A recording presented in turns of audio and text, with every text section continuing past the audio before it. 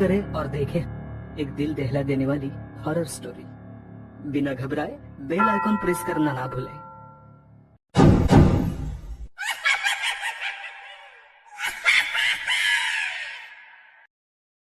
इस कहानी के लेखक है ज्ञान तिवारी।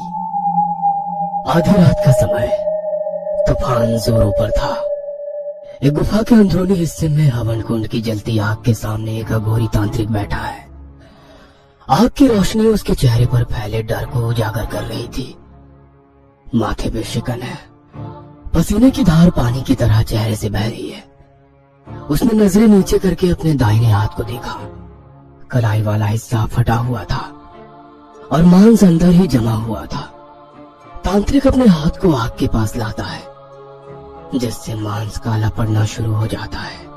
वो आंखें बंद करके दर्द को बर्दाश्त करना शुरू कर देता है कि तभी बाहर उठा तूफान अपना रास्ता अंदर की ओर बना लेता है और आग की लपटें उसके हाथ को घेर लेती है और वो सहसा ही दर्द में तड़प कर चिल्लाने लगता है। अपने दर्द भरी चिल्लाहट के बीच कभी कभी उसे ऐसा लगने लगता मानो हवा कोई अजीब सा रूप लेकर उसके इर्द गिर्द चक्कर काट रही हो। फिर उसे एहसास होता कि ये सिर्फ उसका एक भ्रम है। अपने जला हुआ हाथ देख वह अघोरी तांत्रिक की बीती घटना को याद करता है। तांत्रिक के घर के अंदर बीचों बीच खड़ा हुआ है। उसका एक हाथ भयानक साए की पकड़ में है। उसने उसके हाथ पर नुकीले पंजों से वार किया और उसकी कलाई फाड़ दी। खून फर्श पर फैल रहा है। तांत्रिक दर्द बर्दाश्त करते हुए अपनी आंखें खोलते हुए बोलता है, हे मेरे महाकाल बाबा, यह कैसी बुरी शक्ति थी। अब तुझे ही किसी ऐसे को भेजना होगा जो उसे उसकी दुनिया में वापस पहुंचा सके। इतना कहकर वह अघोरी तांत्रिक अपने बाएं हाथ से पास में रखे फरसे को उठाता हुआ महाकाल को याद करता है और एक ही बार में बहुत ही तेजी से उससे अपना दाहिना हाथ काट देता है। हाथ के अलग होते ही खून बारिश की तरह आग में गिरता है, जिससे आग और फैल जाती है और पूरी गुफा को घेर लेती है। और फिर तांत्रिक के जोर जोर से चिल्लाने की आवाजें आने लगती है। मंदिर के दूसरे हिस्से में एक छोटे से गुरुकुल के भीतर एक संत महात्मा कुछ बच्चों को शिक्षा दे रहे हैं। बुरा जो देखन मैं चला, बुरा न मिलिया कोई। जो दिल खोजा अपना, तो मुझसे बुरा न कोई। अर्थात गुरुजी ने बड़े ही प्यार से बच्चों को उसका मतलब समझाया। अर्थ है कि जब मैं इस संसार में बुरा खोजने चला तो मुझे कोई बुरा ना मिला, पर जब मैंने अपने मन में झांक कर देखा तो पाया कि मुझसे बुरा कोई नहीं है। पहले हमें स्वयं अपने अंदर देखना चाहिए कि हम में क्या कमी है। पहले खुद के दोष जाने, अपने आप में सुधार करें, फिर दूसरों के दोषों का सुधार करें। गुरुजी आगे बोल ही रहे थे कि तभी उनके कानों में एक छोटी बच्ची की आवाज पड़ी। अंजिक भैया। उस बच्ची की आवाज में इतनी घबराहट थी कि स्वयं गुरुजी भाप गए कि कहीं कोई अनहोनी हुई है। पर किसी भी अनहोनी की आशंका न लगाते हुए उन्होंने हनुमान जी की प्रतिमा को देखा और मन में प्रार्थना की, हे ईश्वर, सब ठीक हो। गुरुजी बाहर मंदिर के प्रांगण में आए तो देखा कि एक छोटी बच्ची बार बार अचिक्य का नाम बुला रही है। वो तपती धूप में नंगे पैर अपने पांव तेज धूप से बचाते बचाते अंचिक्य के पास पहुंची, जो उस समय एक गाय के बछड़े को रोटी का निवाला खिला रहा था। भैया, वो अनुराधा दीदी, उन्हें कुछ हो गया है, आप जल्दी चलो ना अंचिक भैया। अंचिक ये सब सुन थोड़ा घबरा गया और वो तुरंत उस छोटी बच्ची के साथ चल दिया। गुरुजी ने अंचिक्य को मंदिर से बाहर जाते देखा। उनका चेहरा अभी भी ना जाने क्यों किसी बड़ी अनहोनी की आशंका को लेकर परेशान था। अंचिक्य उस बच्ची के साथ जब अनुराधा के घर पहुंचा तो दरवाजे से अंदर उसने निठाल पड़ी अनुराधा को पाया। उसे ऐसे हालत में देखते ही अंचिक्य परेशान तो हुआ ही, पर साथ में उसे अजीब भी लगा। अनुराधा का शरीर ऊपर से नीचे तक काला पड़ा हुआ था, जैसे मानो पूरे शरीर में जहर फैला हुआ हो।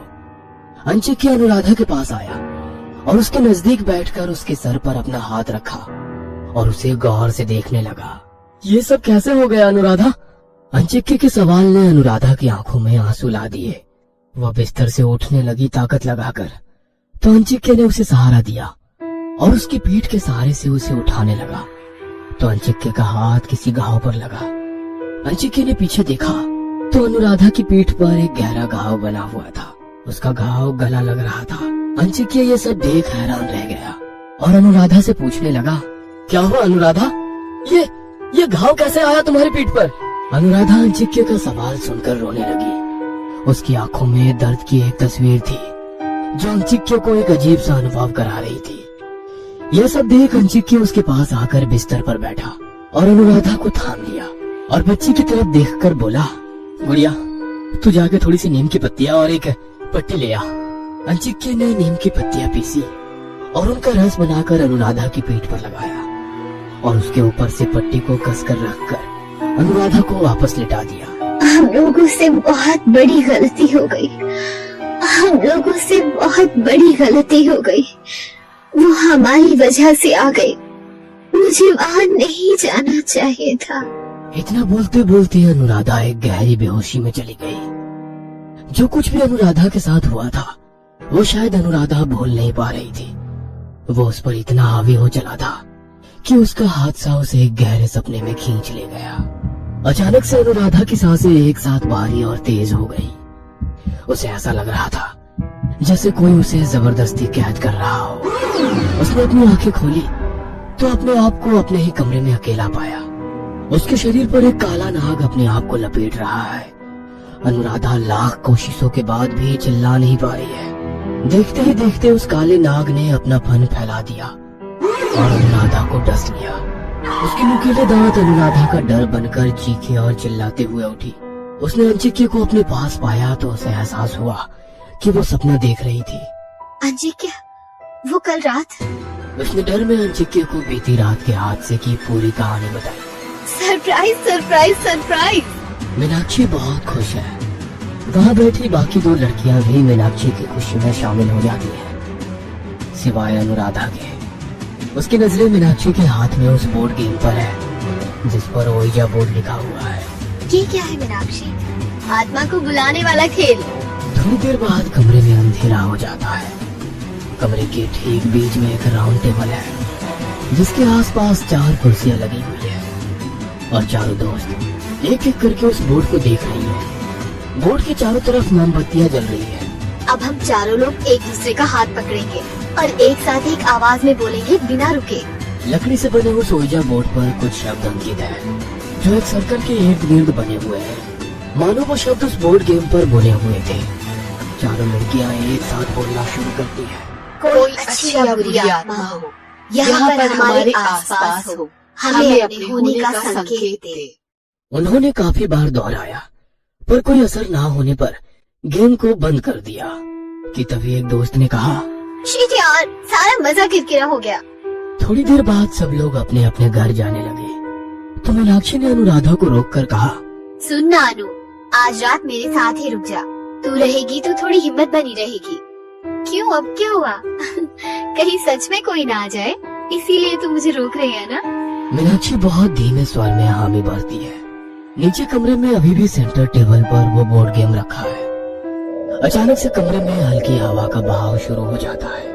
ओइजा बोर्ड के पास लगी मोमबत्तियां हवा के बहाव से बुझने लगती है और जैसे ही हवा का बहाव बंद होता है मोमबत्तियां वापस जल जाती है। फिर अचानक हवा के बहाव से वो बुझ जाती है और बंद होने पर जल जाती है। ऐसा काफी देर तक चलता रहा कि तभी कमरे के अंदर बह रहा हवा का बहाव एक भयानक साया का रूप ले लेता है और कमरे में चारों तरफ मंडराने लग जाता है। उसकी सनसनाहट काफी तेज थी। अनुराधा और मीनाक्षी कमरे में सो रहे थे कि तभी ऊपर का सीलिंग फैन जो काफी तेज स्पीड में चल रहा था वो टूटकर नीचे गिरता है तेज आवाज के साथ। जैसे वो गिरा उसकी आवाज के साथ मीनाक्षी की आंख खुल गई और इससे पहले कि हादसा होता मीनाक्षी ने अनुराधा को लात मार के नीचे गिरा दिया और खुद दूसरी तरफ गिर गई। पंखा टूटकर बेड पर गिरा।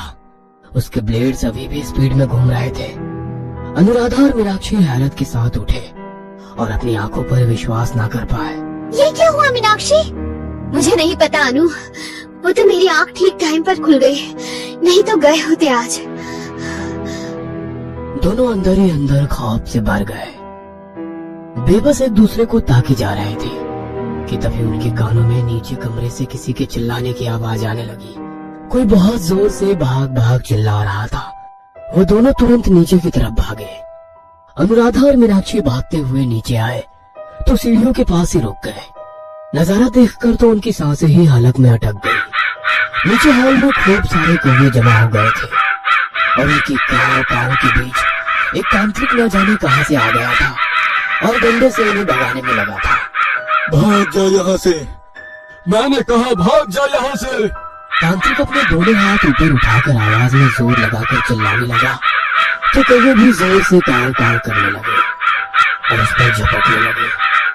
अपनी चोट से उसके शरीर को खुरचने लगे, पर तांत्रिक उन्हें भगाने में लगा रहा। ऊपर से अनुराधा और मीनाक्षी ये सब देख रहे थे कि तभी मीनाक्षी तेज आवाज में चिल्लाई, कौन हो तुम और ये सब क्या तमाशा लगा रखा है तुमने? निकलो मेरे घर से अभी।